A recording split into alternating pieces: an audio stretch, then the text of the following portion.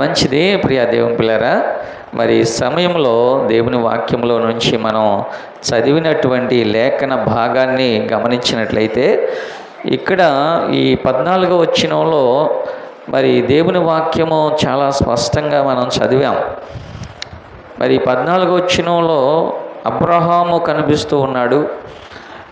అబ్రహాము మరి అంటున్నటువంటి మాట ఏమిటి అంటే, అబ్రహాము ఆ చోటికి యెహోవా ఈరే అను పేరు పెట్టెను, అందుచేత యెహోవా పర్వతం మీద చూచుకొనును అని నేటి వరకు చెప్పబడును.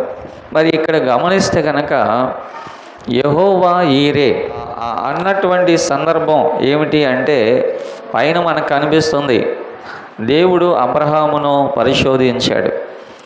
మరి ఎలాగనగా అబ్రహామును దేవుడు పిలిచి అన్నాడు, నీ ఒక్కగానొక్క కుమారుణ్ణి నాకు దహన బలిగా అర్పించు అని అంటే అబ్రహాం అన్నాడు, చిత్తము అన్నాడు.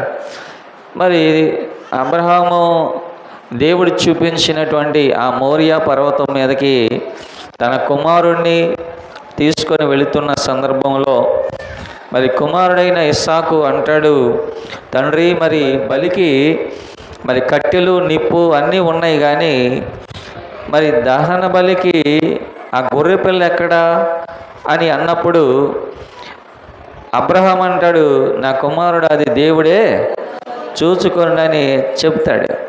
మరి వాళ్ళిద్దరూ పైకి అంటే కొండ మీదకి వెళ్ళిన తర్వాత అబ్రహాం అక్కడ బలిపీఠం కట్టాడు, మరి కట్టెలు పేర్చాడు, మరి తన కుమారుని బంధించాడు, బలిపీఠం మీద కట్టెల మీద పడుకోబెట్టాడు.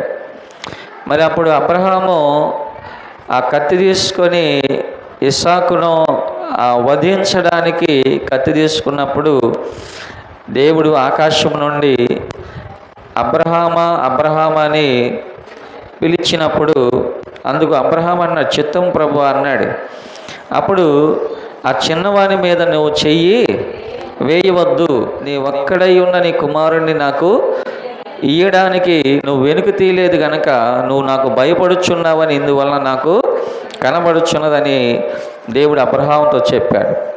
అప్పుడు అబ్రహాం కన్నులెత్తి చూచినప్పుడు పొదలో కొమ్ములు తగులుకున్నటువంటి ఒక పొట్టేలు కనబడినప్పుడు అబ్రహాము వెళ్ళి ఆ పొట్టేలును పట్టుకొని తన కుమారునికి ప్రతిగా మారుగా ఆ దహన బలిగా ఆ పొట్టేలును అర్పించినట్టుగా ఈ యొక్క లేఖన భాగం అంతా కనబడతా ఉంది. హల్లెలూయా.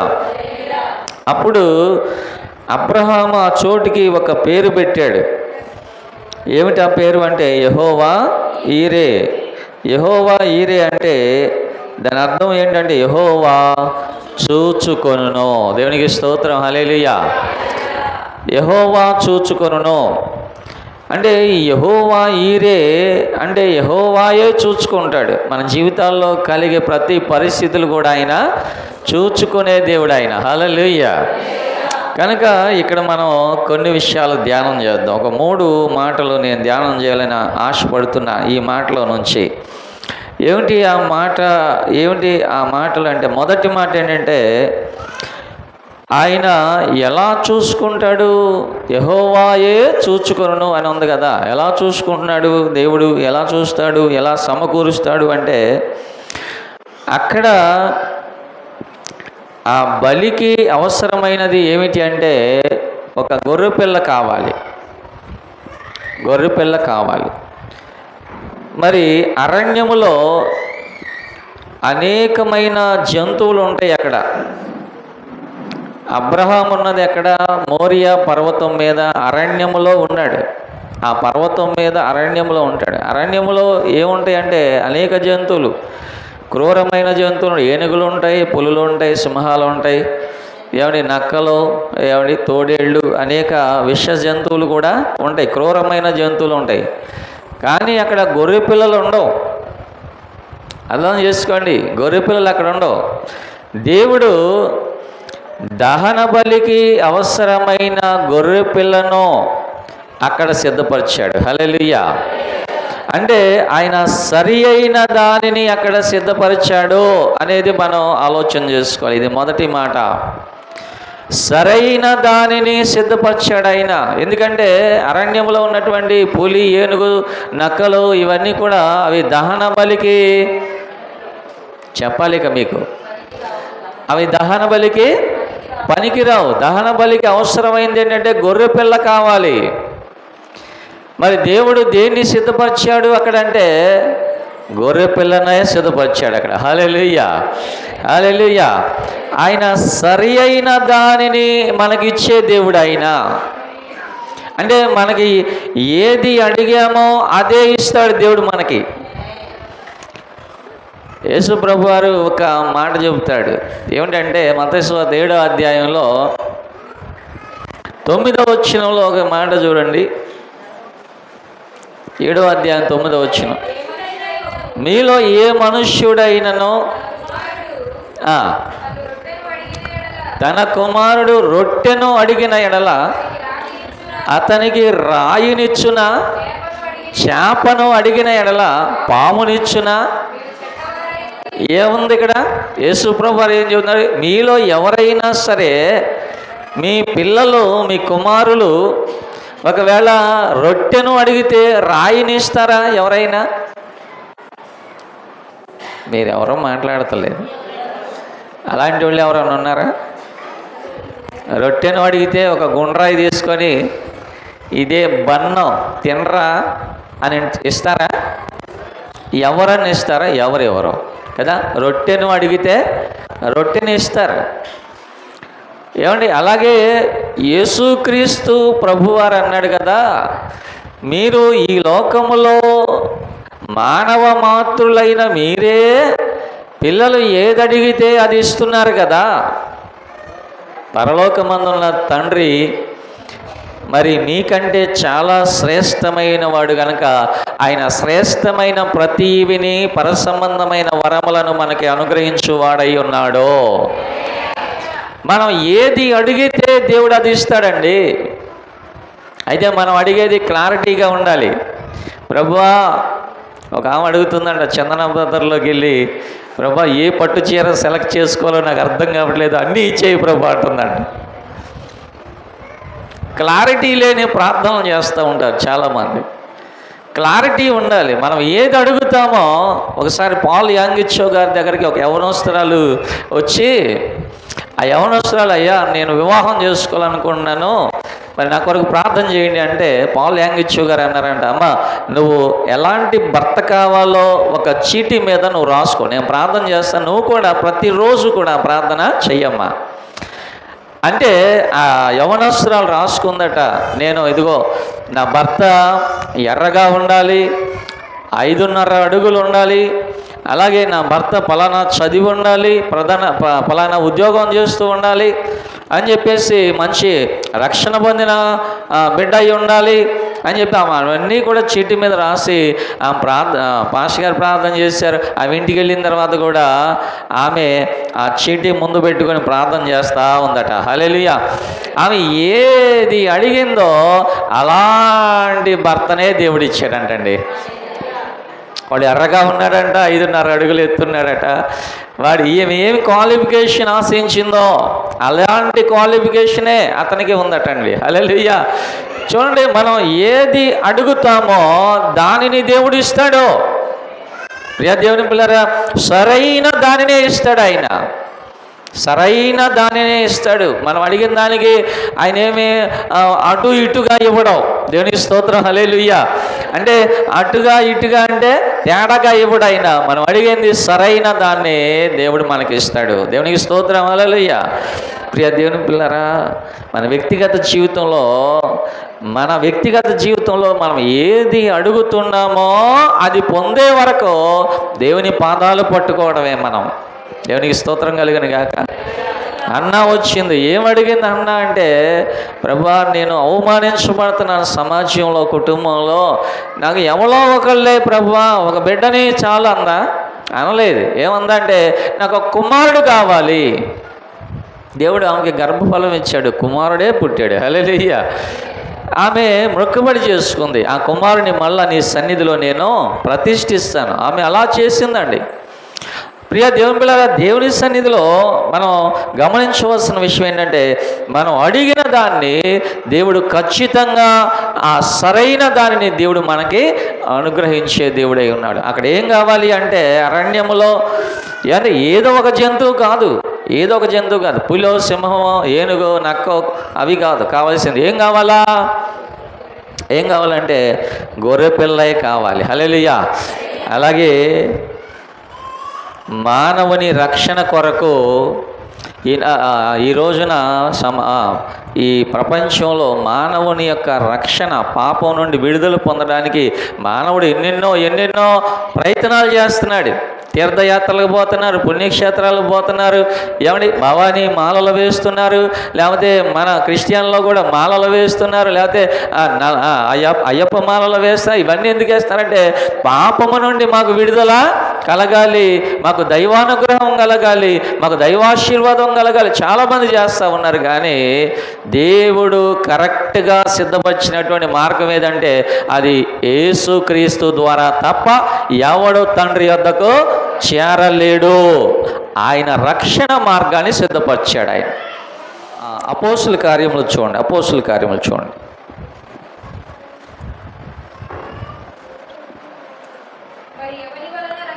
చూడండి. మరి ఎవరి వలన రక్షణ కలుగదు, ఈ నామమునే రక్షణ పొందవలెను. కానీ ఆకాశము క్రింద మనుషులలో ఇయ్యబడిన ఏ నామమున రక్షణ దొరకదో. దేవునికి స్తోత్రం, హల్లెలూయా. ఎందుకంటే ఏ భేదం లేదు, అందరూ పాపం చేసి దేవుడు అనుగ్రహించి మహిమను పొందలేకపోతున్నారు. ఏ భేదం లేదు, అందరూ పాపం చేశారు. పాపం నుండి విడుదల పొందాలంటే దేవుడు సిద్ధపరిచినటువంటి ఆ రక్షణ మార్గం, విడుదల మార్గం ఏంటంటే ప్రభు అయిన యేసుక్రీస్తే. ఆయన ద్వారానే రక్షణ పొందాలి. ఎందుకంటే దేవుడు ఎప్పుడూ కరెక్ట్ మార్గాన్నే సిద్ధపరుస్తాడు. ఆయన ఇక మానవులు అన్వేషిస్తున్నారు, మేమేం చేస్తే పరలోకానికి పోతాం, మేమేం చేస్తే మేము పుణ్యాత్ములం అయిపోతాం, మేమేం చేస్తే పరిశుద్ధులం అయిపోతాం అని చెప్పి అన్వేషిస్తున్నారు. కానీ దేవుడు ఎప్పుడో సిద్ధపరిచాడు. 2000 సంవత్సరాల క్రితమే. ఏమండి, ఆయన ఈ లోకానికి పాప భారములు మోసుకొని పోవు దేవుని గొర్రె పిల్లగా ఈ లోకానికి వచ్చి మనందరి కోసం ఆయన సిలువలో బలియాగమై మనకు రక్షణ ప్రసాదిస్తున్నాడు. హల్లెలూయా. ఆయన ద్వారా తప్ప మరి దేని ద్వారా మనం రక్షణ పొందలేము. అంటే దేవుడు సరైన దానినే సిద్ధపరుస్తాడు అనడానికి చెబుతున్నాను నేను. మరి సరైన దాన్నే సిద్ధపరుస్తాడు. ప్రియ దేవుని పిల్లరా, ఎందుకంటే మనిషి యొక్క పాపం పోవాలి అంటే పౌలు అంటాడు, ఎడ్ల యొక్కయో, గొర్రెల యొక్కయో, కోడెల యొక్కయో రక్తము వలన ఎవరి పాపమో పరిహరించబడదో, పోదండి. మరి ఎలా పోతే పాపము అంటే, ఏమండి, పరమాత్ముడే, పరిశుద్ధుడే తన స్వరక్తాన్ని చిందించాలి. ఆ స్వరక్తములో, ఆ రక్తములోనే మానవుడు కడగబడాలి, ఆ రక్తములోనే విడుదల పొందాలి. దేవునికి స్తోత్రం, హల్లెలూయా, హల్లెలూయా. అందుకని సర్వమాన పాప పరిహారార్థం ఆయన రక్తం చిందించాడు. ఆయన రక్తములోనే మనకి క్షమాపణ, ఆయన రక్తములోనే పాపముల నుంచి విడుదల, ఆయన రక్తములోనే రక్షణ. హల్లెలూయా. సో ఆయన సరైన మార్గాన్ని సిద్ధపరిచాడు. ఆయన మానవాళ్ళందరి కోసం, ప్రపంచం అందరి కోసం సరైన రక్షణ మార్గాన్ని సిద్ధపరిచాడు. ఆయన ద్వారా తప్ప ఇంకెవడో పరలోకానికి చేరలేడు. ప్రియ దేవులారా, మన దేవుడు సరైన దానినే మనకి అనుగ్రహించే దేవుడు. ఆయన అబ్రహాముకి కూడా, ఏమండి, అక్కడ ఎన్ని జంతువులు ఉన్నా సరే అక్కడ బలి అర్పణకు అవసరమైంది గొర్రె, పొట్టేలు, ఆ గొర్రె పిల్ల అది దేవుడే ఇచ్చాడు అనే మాట మనం చూస్తూ ఉన్నాం. మన వ్యక్తిగత జీవితంలో కూడా నీకు ఏది అవసరమో దేవుడు తప్పకుండా అది నీకు ఇస్తాడు. హల్లెలూయా. నమ్మిన వారు హల్లెలూయా చెప్పండి. నీకు ఏది కావాలో అదే ఇస్తాడు దేవుడు నీకు.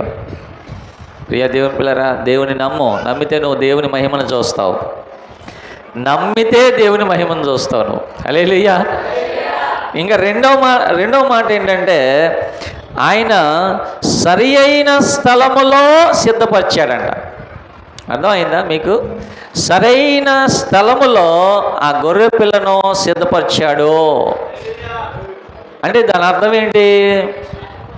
ఆయన ఎక్కడో పలానా చోట గొర్రెపిల్ల ఉంది, వెళ్ళి తెచ్చుకోవాలా,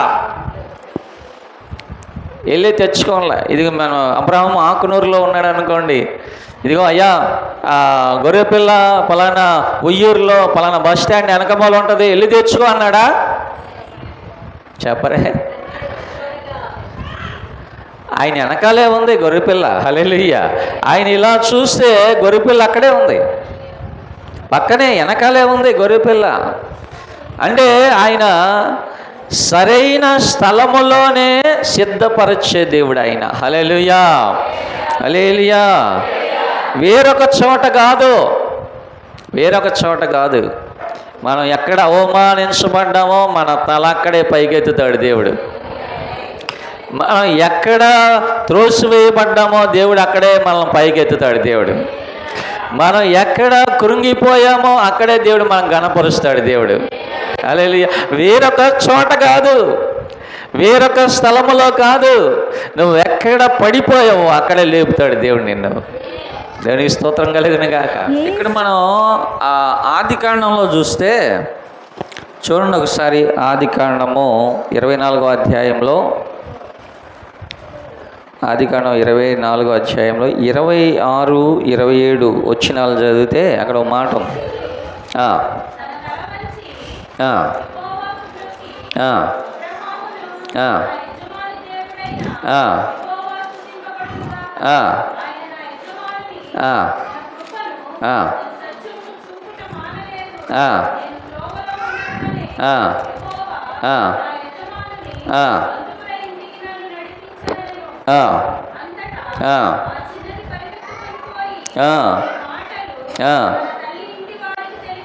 దేవునికి స్తోత్రం. హల్లెలూయా.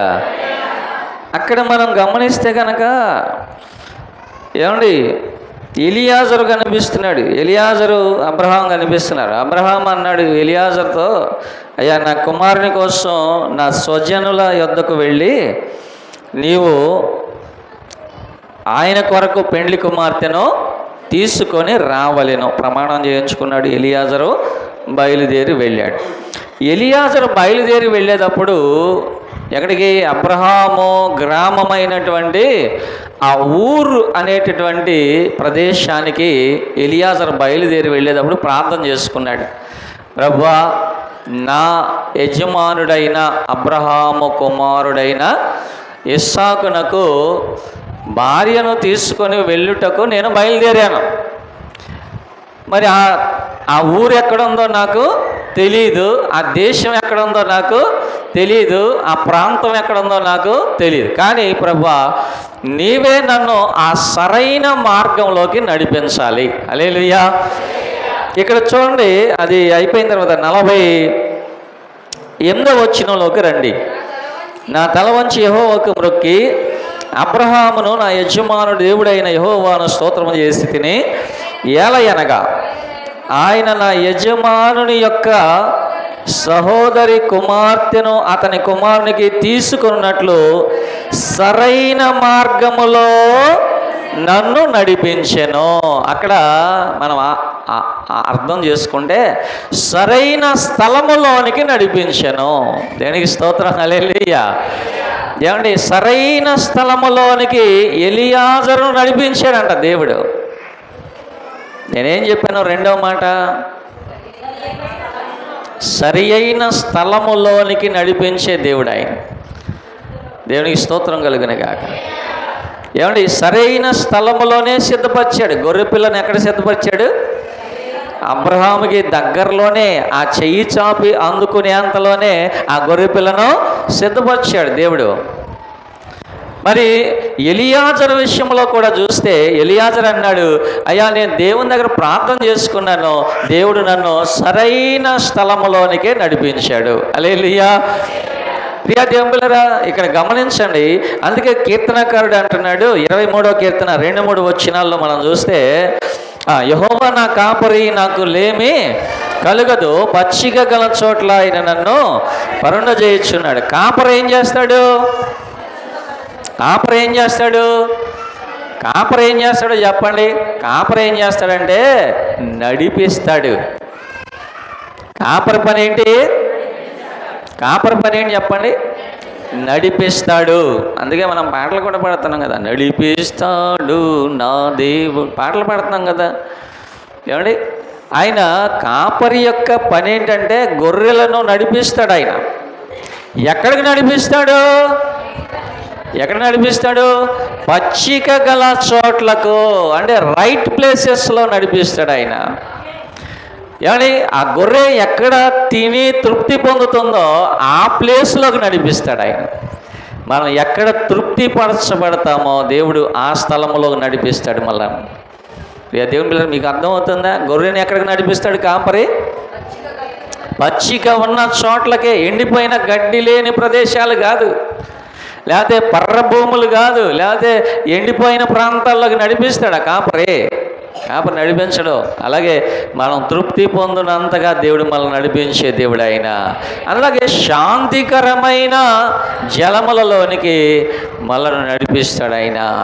అందుకనే బైబిల్ ఉంది, నీ మందిరంలోని మేలు చేత మేము తృప్తి పొందేదము. హల్లెలూయా, హల్లెలూయా.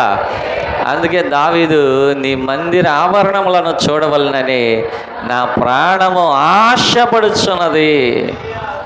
మనం దేవుడు నడిపించాలని మనం కోరుకోవాలి. ఎందుకంటే ఆయన నడిపింపులో ఉన్నటువంటి వారికి ఏది కొదువు ఉండదండి. అందుకే నాకు లేమి కలగదు అన్నాడు దావీదు. ఆయన నడిపింపులో ఉంటే, మన ఇష్టం వచ్చిన చోటకు మనం వెళ్ళిపోతే అంత లేమే. ఇప్పుడు చూడండి, అబ్రహాము దగ్గర లోతు ఉన్నాడు కదా. అబ్రహాం అన్న కొడుకే కదా లోతు, కుమారుడే కదా. అబ్రహాం ఏమన్నాడంటే లోతుని చూసి, అయ్యా ఇదిగో తూర్పు తట్టు, దక్షిణం తట్టు, ఉత్తరం తట్టు, పడమర తట్టు నువ్వు చూడు, నీకు ఏది బాగుంటే ఆ ప్రదేశాన్ని నువ్వు సెలెక్ట్ చేసుకో. అప్పుడు లోతు కన్నులెత్తి చూశాడంట. ఇలా చూసేటప్పటికి ఆయనకి ఏం బాగుందంట? ఆ సొదొమ గొమొర్రా ప్రాంతం చాలా బాగుందంట. ఎలా ఉందంటే పచ్చగా ఉందంట, పచ్చగా ఉందంట. అనుకున్నాడు ఏదేను తోటలాగా ఉందంటండి. అది మరి మామూలు విషయం అండి. అది ఏదేను తోటలాగా ఉందంటండి ఆ సొదొమ గొమొర్రా ప్రాంతం. అందుకే అంటారు దూరపు కొండలో. మనం ఏం చేస్తామంటే మన కళ్ళతో చూస్తే దూరపు కొండలు ఎలా ఉంటాయి? నున్నగా ఉంటాయి. దేవుడు అంటాడు, మరి బాబు అక్కడికి వెళ్ళొద్దురా అంటాడు. అవి దూరపు కొండలో నునుపురాయే, నున్నగా ఉంటాయి, నీ కళ్ళతో చూడబాక నన్ను అనుసరించు, నిన్ను పచ్చిక బయళ్ళలోకి నడిపిస్తాను, శాంతికరమైన జలముల్లోకి నిన్ను తీసుకొని వెళ్తాను, నన్ను వెంబడించు అంటాడు ఆయన. హల్లెలూయా. తీరా లోతు ఆ ప్రాంతంలోకి వెళ్ళేటప్పటికి అదేంటిదండి? అది సొదొమ గొమొర్రా ప్రాంతము. తాను కోరుకున్నాడు లోతు. అక్కడికి వెళ్ళి ఏమైపోయాడు? లోతు శాపగ్రస్తుడైపోయాడు. మనం కోరుకున్న ప్రదేశాలు కాదండి, దేవుడు నడిపించే చోటకు మనం వెళ్ళాలి. హల్లెలూయా. దేవుడు నడిపించే ప్రతి ఆత్మీయ స్థితిలోకి మనం నడవాలి. దేవుని వాక్యం ఏం చెబుతుందో అది మనం చేయాలి. దేవుని మాట ఏది చెబుతుందో అది మనం చేయాలి తప్ప, ఏమండి, కవిగారి కవిత్వం కొంత మన పైత్యం కొంత అన్నాడంట. అట్లా చేయకూడదు. వాక్యం ఏది చెబుతాందో దానిలో నుండి ఒక సున్నా అయినను పొల్లు అయినను మీరు తీసివేయకూడదు, దానికి కలపకూడదు. ఈనాడు ఏం చేస్తున్నారంటే దానిలో నుండి చాలా తీసేస్తారు, చాలా కలుపుతున్నారు దేవుని వాక్యానికి. అలా చేయకూడదు మనం. ఎందుకంటే మనం ఆశీర్వాదకరమైన స్థితిలో ఉండాలి, మనం దీవెనకరమైన ఉన్నతమైన స్థితిలో ఉండాలంటే దేవుడు ఏది చెబుతున్నాడో దానినే మనం చేయవలసిన వారమై ఉన్నాం. ఆయన వెంబడించాలి. మీరు నన్ను వెంబడించండి అన్నాడు దేవుడు. హల్లెలూయా. మీరు నన్ను వెంబడించండి. అప్పుడు ఎవరితో అన్నాడు? ఈ మాట శిష్యులతో అన్నాడు. అప్పటి వరకు వాళ్ళు ఎవరో చేపలు పట్టుకునే జాలర్లు. కానీ ప్రభు అన్నాడు, మిమ్మలను మనుషులను పట్టే జాలర్లుగా చేస్తాను. హల్లెలూయా, హల్లెలూయా. పేతురు ఒక్క ప్రసంగం చేస్తే 3,000 మంది రక్షణ పొందారంట. హల్లెలూయా. చేపలు పట్టేవాళ్ళు ఏమయ్యారు? ఇప్పుడు మనుషులను పట్టే ఒక్క ప్రసంగం చేసే 3,000 మంది రక్షణ పొందారంటండి. కారణం ఏంటి తెలుసా? పేతురు అన్నాడు, ప్రభువా, మేము సమస్తమును విడిచిపెట్టి నిన్ను వెంబడించితిమి, మాకేమి కలిగినంటే ఈ లోకంలో పరలోకంలో కూడా మీకు అవన్నీ అనుగ్రహించబడును అన్నాడు. హల్లెలూయా. మీరు దేనిని విడిచిపెట్టారో, ఏది పోగొట్టుకున్నారో నా నామం నిమిత్తం అవన్నీ కూడా నేను మీకు ఇస్తాను, 100 ఇస్తానన్నాడు. హల్లెలూయా. మనం అనుకుంటాం దేవుని కోసం మనం విడిచిపెట్టడానికి ఇష్టపడతలా. ఏమండి? లోకాన్ని విడిచిపెట్టాలి, పాపాన్ని విడిచిపెట్టాలి, లోక ఆశలను విడిచిపెట్టాలి. ఇవన్నీ విడిచిపెట్టి మనం ప్రభువుని వెంబడించినప్పుడు దేవుడు మనకి ఏమి తక్కువ చేయడండి. హల్లెలూయా. హల్లెలూయా. ఆయన సరైన స్థలములోనే ఆయన ఆ గొర్రె పిల్లను సిద్ధపరిచినట్లుగా మనం చూస్తున్నాం. మీకు అర్థమవుతుందా వాక్యము? అర్థం కావట్లేదా? అర్థమవుతుందా? హల్లెలూయా. హల్లెలూయా. సరైన స్థలములో దేవుడు మన కోసం సిద్ధపరుస్తాడు ఆయన. మనం ఇక అనవసరమైన స్థలాల్లో ఎత్తుక్కోవాల్సిన పని లేదు. అంటే దేవుని పాదాల దగ్గర కూర్చుంటే మనకి ఎప్పుడు ఏమి, ఎక్కడ ఏది ఏమి ఇవ్వాలో అన్నీ దేవునికి తెలుసు. హల్లెలూయా. హల్లెలూయా. ప్రియ దేవుని పిల్లరా, ఇక మూడవదిగా మనం గమనిస్తే కనుక, మూడవది ఏంటంటే ఆయన సరి అయిన సమయములో సిద్ధపరిచాడు. ఆయన ఎప్పుడు సిద్ధపరిచాడు? సరైన సమయంలో సిద్ధపరిచాడు. ఇప్పుడు అబ్రహాము కత్తి పట్టుకున్నాడు, కట్టెల మీద ఇస్సాకును బంధించాడు, కత్తి పట్టుకున్నాడు. కత్తి పట్టుకొని ఇలా నిలబడ్డాడు అబ్రహాం. నిలబడినప్పుడు అప్పుడే దేవుడు మాట్లాడి, అబ్రహామా, మరి నువ్వు ఇంత మంచి విశ్వాసివి, నువ్వు భయభక్తులు గలవాడివి అని అన్నాడు అనుకోండి, అబ్రహాము అసలు బలి ఇచ్చేవాడో లేదో తెలిసేది కాదు కదా. ఏమంటే కత్తి పట్టుకోగానే దేవుడు మాట్లాడలా, కత్తి పైకి లేపాడు. హల్లెలూయా. అలాగని కత్తి పైకి లేపిన కత్తి కిందకి దించిన తర్వాత దేవుడు మాట్లాడితే ఏమయ్యేది? చెప్పండి చెప్పండి. కత్తి లేపాడు, కత్తి దించేసిన తర్వాత దేవుడు మాట్లాడాడు అనుకోండి, ఏమయ్యేది? ఇస్సాకు చచ్చిపోయేవాడు. అర్థమైందా? ఎప్పుడు మాట్లాడాడు మరి దేవుడు? God is always on time. దేవుని స్తోత్రం. Hallelujah. God is always on time. ఆయన ఎప్పుడు ఏ సమయంలో ఆయన నీకు ప్రతిఫలం ఇవ్వాలో, నీకు జవాబు ఇవ్వాలో ఆ సమయంలోనే ఇస్తాడు దేవుడు నీకు. దానికోసం వేచి ఉండాలి నువ్వు. అందుకే పోయిన ఆదివారాల్లో చెప్పాను, యెహోవా కొరకు ఎదురు చూచుట కదండి. ఆ పేతురు రాసిన పత్రికలో మాట ఉంది, చదవండి. పేతురు రాసిన పత్రిక, మొదటి పత్రిక 5వ అధ్యాయము 6వ వచనంలో ఒక మాట ఉంది, చదవండి. ఏమండి? దేవుడు తగిన సమయమందు, ఏ సమయం అంట? తగిన సమయం అంటే కరెక్ట్ టైంలో దేవుడు నీకు ఉత్తరం ఇస్తాడు. ఆయన అర్థమైందండి?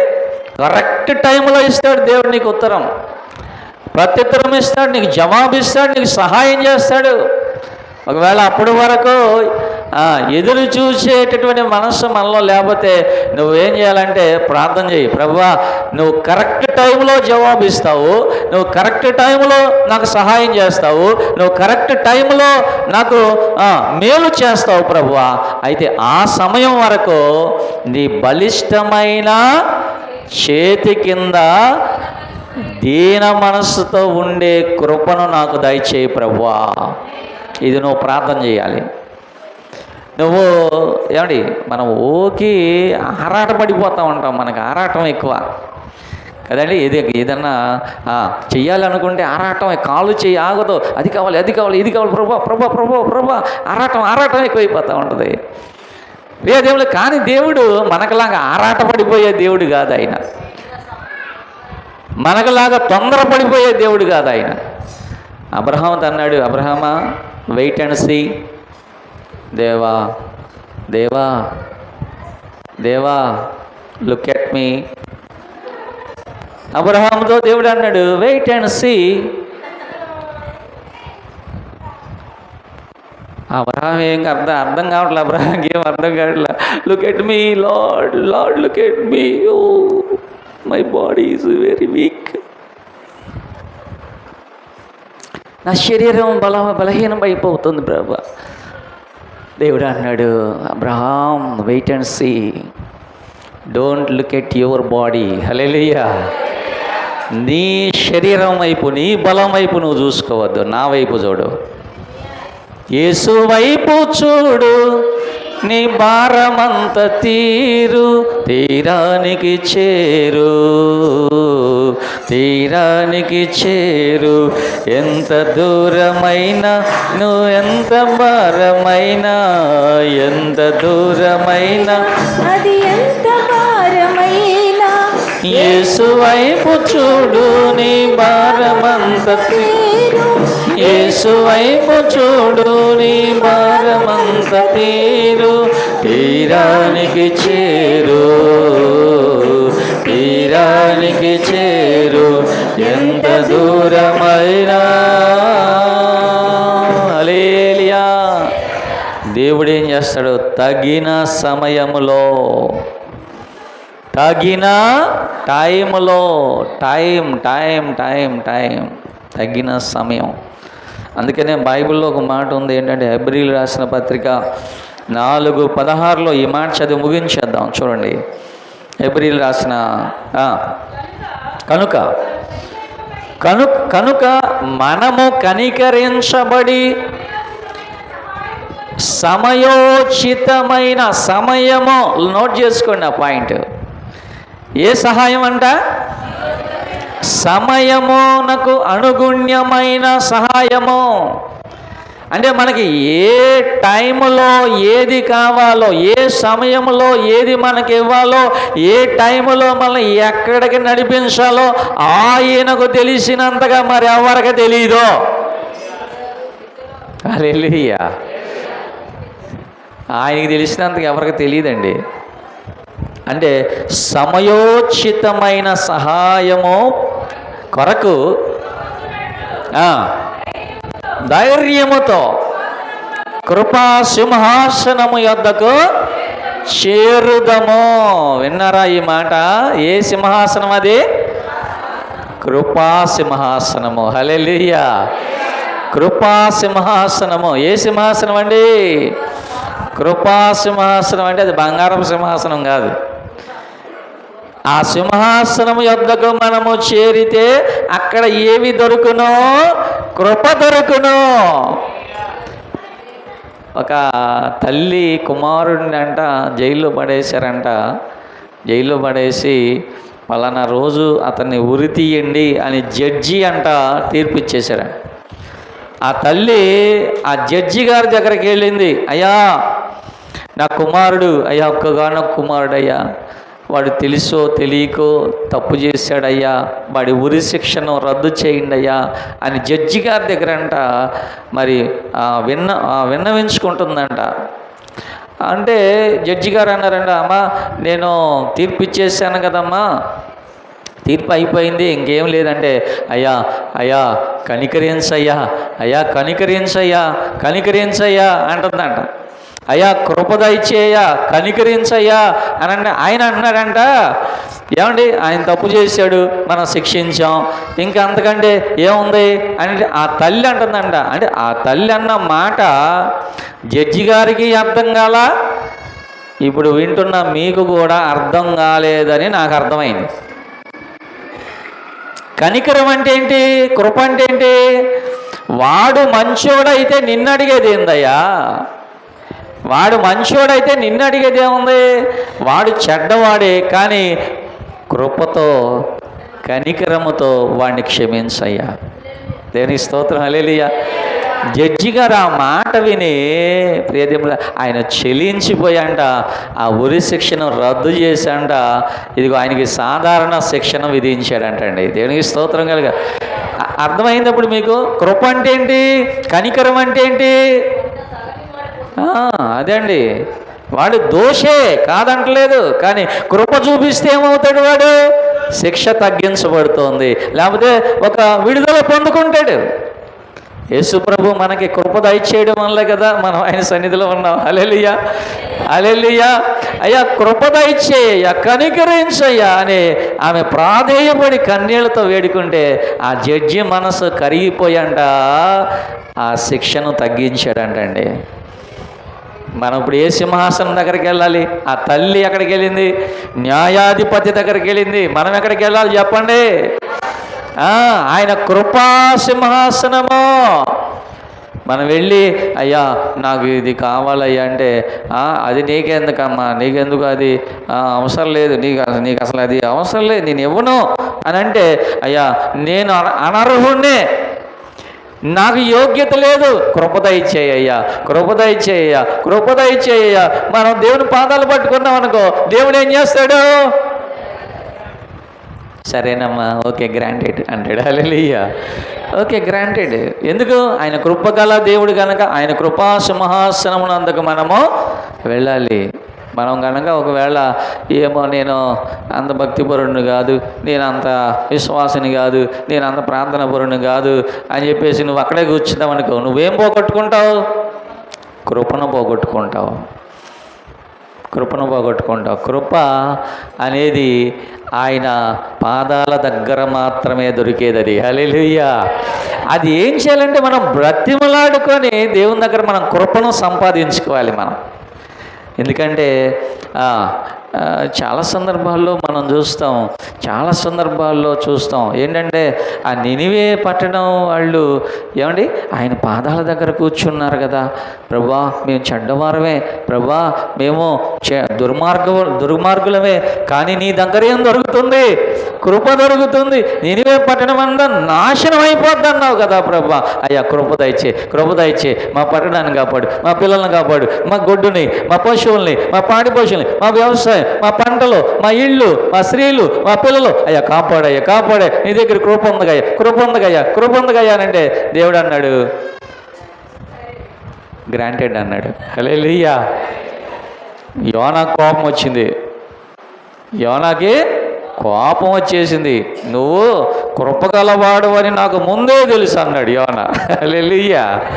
అందుకే నేను వెళ్ళనన్నా, ఎందుకంటే నువ్వు పాదాల దగ్గరకు వచ్చి అయ్యా అయ్యా అయ్యా అయ్యా అంటే నువ్వు కృపగలవాడు అని నాకు ముందే తెలుసు, వాళ్ళని క్షమిస్తావని ముందే తెలుసు. అందుకే నేను నినివేకి వెళ్ళకుండా తర్షీసుకి వెళ్ళడానికి బయలుదేరాను అంటే దేవుడు అన్నాడు, యోనా ఏందయ్యా నువ్వు మాట్లాడేది? రాత్రి మొలిచి తెల్లారి ఎండిపోయిన ఆ సొర చెట్టు గురించి నువ్వు అంత కోపడ్డావే, మరి కుడి ఎడమలో ఎరిగినటువంటి 120,000 మంది ఉన్నటువంటి నినివే పట్టణాన్ని నేను కాపాడవద్దా, శిక్షిస్తానా? నేను కృపగల దేవుణ్ణి. ఆయన దగ్గర ఏం దొరుకుద్ది? మనం ఆయన కృపా సింహాసనమునందుకు రావాలి. హల్లెలూయా. అది మన అర్హతను బట్టి కాదు. నువ్వు ఎప్పుడు అనుకోవద్దు నేను అనర్హుడిని, నేను అనర్హుడిని, నేను అనర్హుడిని ఎప్పుడు అనుకోవద్దు. నువ్వు నీ అర్హతను బట్టి కాదు, దేవుని కృపను బట్టే ఆయన సన్నిధికి రావాలి. హల్లెలూయా. దేవుడిచ్చేటటువంటి ఆ ప్రేమ ఎంత గొప్పదంటే ఏమండి, చెడిన నన్ను కడిగిన ప్రేమ, పడిన నన్ను పిన ప్రేమ, మరువజాలని ప్రేమ, నన్ను మరువని ప్రేమ. ఆయన యొద్ద ఏం జరుగుతుంది? కృప దొరకను. అందుకే దావీదు అన్నాడు, ఇశ్రాయేలు యెహోవా కొరకు కనిపెట్టుకొనుము, ఆయన యొద్ద కృప దొరకను. ప్రియ దేవుని పిల్లరా, ఆయన సరైన సమయంలో నీ కొరకు నువ్వు అడిగినది ఇస్తాడు. ఆయన నువ్వేమీ దిగులు పడద్దు, నువ్వేమి కలత చెందొద్దు, నువ్వేమీ భయపడద్దు. నువ్వు ఏది అడిగితే అది నీకు దేవుడు ఇస్తాడు. ప్రియ దేవుని పిల్లరా, యెహోవా ఈరే. ఈ రోజున దేవుడు మన జీవితంలో ప్రతి పరిస్థితిని ఆయనే చూచుకొనుగాక. ప్రతి పరిస్థితుల్లో యెహోవా ఈరే అయిన దేవుడే మన జీవితంలో తోడుగా ఉండి నడిపించునుగాక.